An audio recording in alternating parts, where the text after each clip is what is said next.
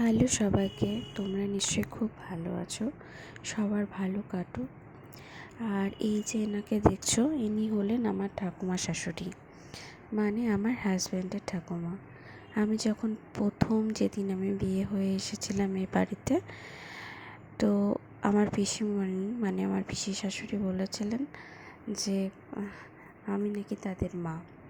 কারণ সোমবার পুজো করা দেখে বলেছিলেন উনি।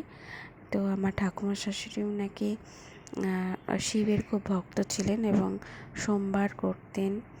তারপরে শিবের যত রকম ব্রত সব করতেন, জল ঢালতেন, শ্রাবণ মাসে এইভাবে নিরামিষ খেতেন।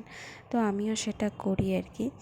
তো সেই জন্যই বলতো, বিশেষ করে ছোটো পিসিমণি বলেছিল আমাকে, ছোটো পিসি শাশুড়ি, যে তোমার সব কিছুই আমার মার মতো, তুমি আমাদের মা হয়ে এসেছো। আমাদের মা অনেক আগেই চলে গেছে, তোমাকে দেখে আমার মার কথা মনে পড়ছে।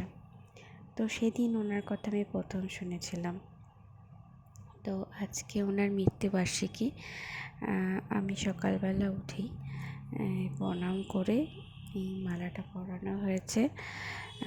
অনেক দিন আগেই মারা গেছেন উনি, কারণ আমার শ্বশুরমশাইয়ের তখন বিয়েই হয়নি। আমার শ্বশুরমশাইয়ের বিয়ের আগেই মারা গেছে। তো যেখানেই থাকো ঠাকুমা, তুমি ভালো থেকো, এই কামনাই করি। আর এইভাবেই আমাদের মাথার উপরে থেকো আশীর্বাদ স্বরূপ। তো আজকে দিনটা স্মরণীয় তোমার জন্যই। তো তুমি যেখানেই থেকো ভালো থেকো। তোমার কথা অনেক শুনেছি, তোমার সঙ্গে কখনো দেখা হয়নি, সেই সৌভাগ্য হয়নি।